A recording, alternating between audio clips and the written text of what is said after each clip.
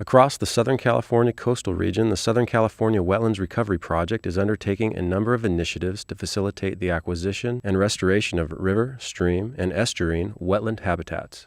An important and highly visible endeavor of the Wetlands Recovery Project is the Community Wetlands Restoration Grant Program, which provides small grants to nonprofits and local government to implement community-based wetland restoration. This is a view of that program and the positive effect it is having across the region.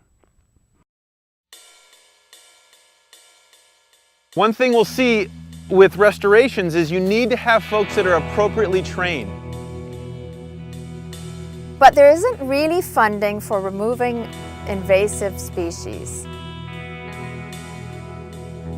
And I'll probably start crying, so let's just stop now. Yeah, cry, come on. No! No. Oh. So we well exceeded our goal for the project. 90% of California's, Southern California's wetland resources have been lost. The Southern California Wetlands Recovery Project is dedicated to acquiring, restoring, and expanding coastal wetlands and watersheds throughout Southern California.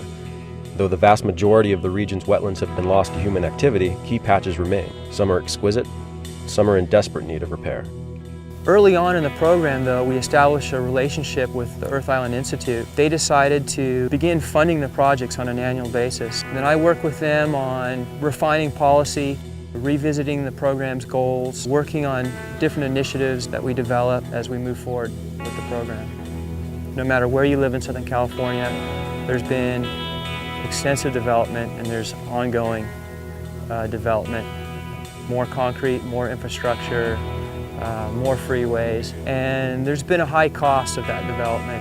All our wetland resources, or the ones in which we're focused, are here at the coast, and that's where we felt some of the biggest development pressures. This is a perfect example of what I'm talking about.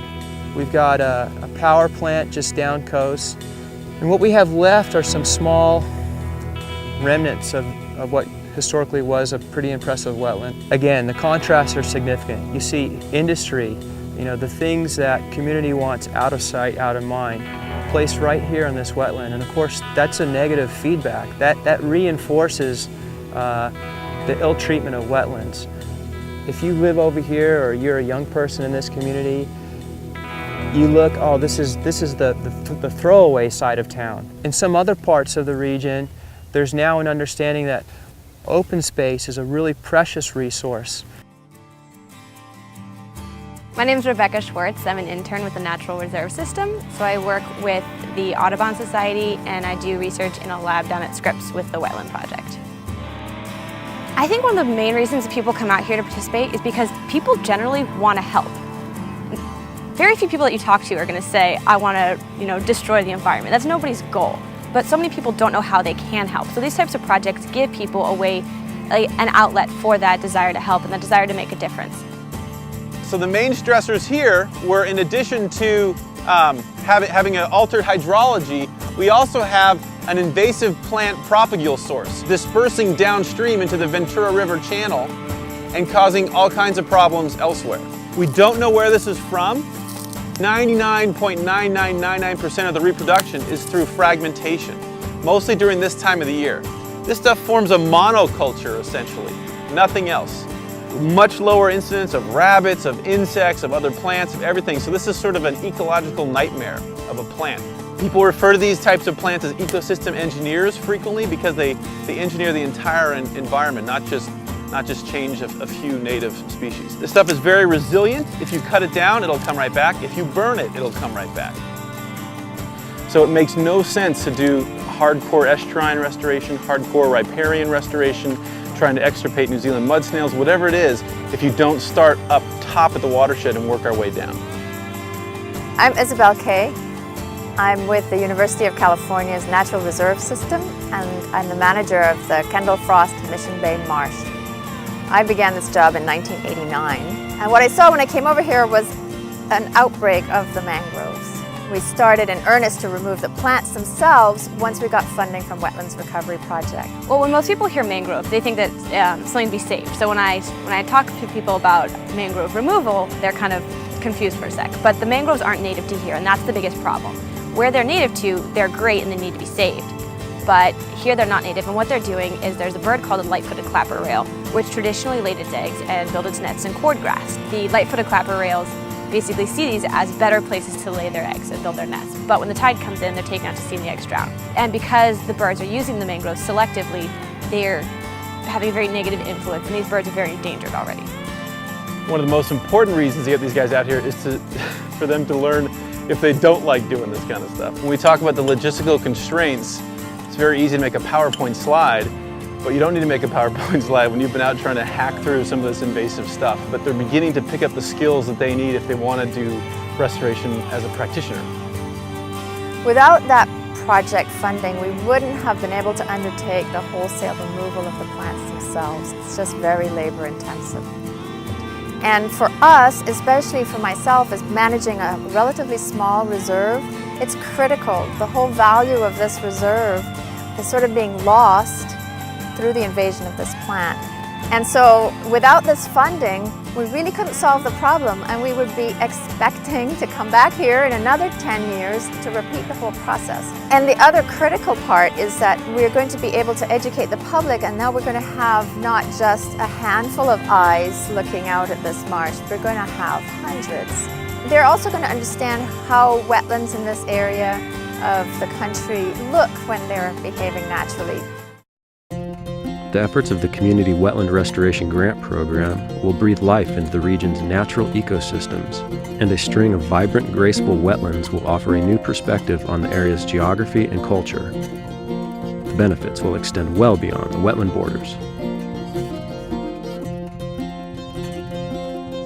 This initial funding that we got for these vernal pools has kind of helped us to build capacity to get more funding. We've proven success, and we've used that as a stepping off point to go to other granting agencies and get additional funding to do buffer restoration so that the weeds won't continue to invade the vernal pools. We can restore a lot of the area. You restore the process, you restore the hydrology so that those areas can maintain themselves.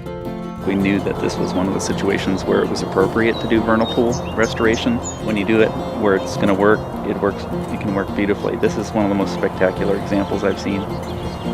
This is a case in which a homeowners association basically has tackled a project like this, and I'm not aware of that many other places where that's happened. They've learned what the important habitats are in their area, and they feel more of a sense of stewardship about it. And I hope we can share that with other homeowners associations so they can think about this kind of process and really taking stewardship of the land right around where they live.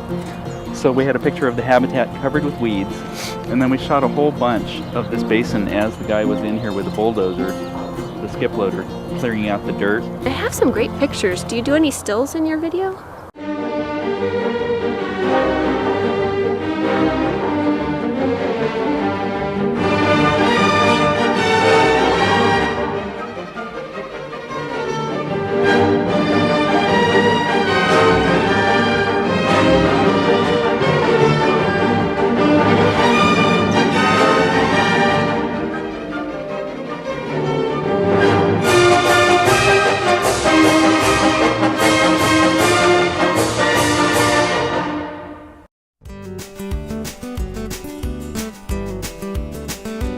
Good morning, everyone!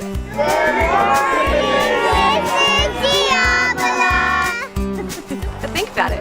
When you're putting your funds into teaching children about it and doing the work, it's longer lasting than just coming in and fixing an area. That's a one-time shot. That's a one-shot deal. So we're hoping someday to set up a thing where other schools can come do a field trip here at our school and say, this is what this school did. We'll have before, during, after pictures. So that they can get inspired. And then it's like the ripple effect, you know, where you drop a pebble in a pond and it just circles out and circles out and circles out. Well, when you're talking about educating children, it has that effect. All right, let's go do it. I think we've had great turnout, a lot of enthusiasm, people are enjoying the day. So the volunteers, they get the work done and they're enjoying it. Well, the school wouldn't be able to do it without outside funding. The school's in the business of educating the students and paying the teachers. And this has been a nice resource to have this here, but as far as spending a significant amount of money, it wouldn't happen. And we found that once we have some funding from South Coast Wetlands Recovery Project, then it's easier to get additional funding because they know someone already believes in your project. But when you think about funding a school and education, you're not only getting the job done, but it's going to have a much longer effect. And it's theirs, and they've contributed. And that's always a good feeling in life, you know, to feel that you've contributed. That's a good thing.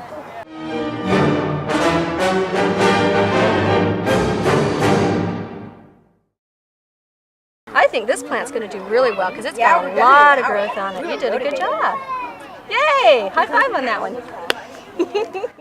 So much becomes possible when a community commits to restoration, to the notion that things can actually get better and that change can be for the good. By supporting the Wetlands Recovery Project and the Community Wetland Restoration Program, you can make a commitment to protecting our region's wetland ecosystems.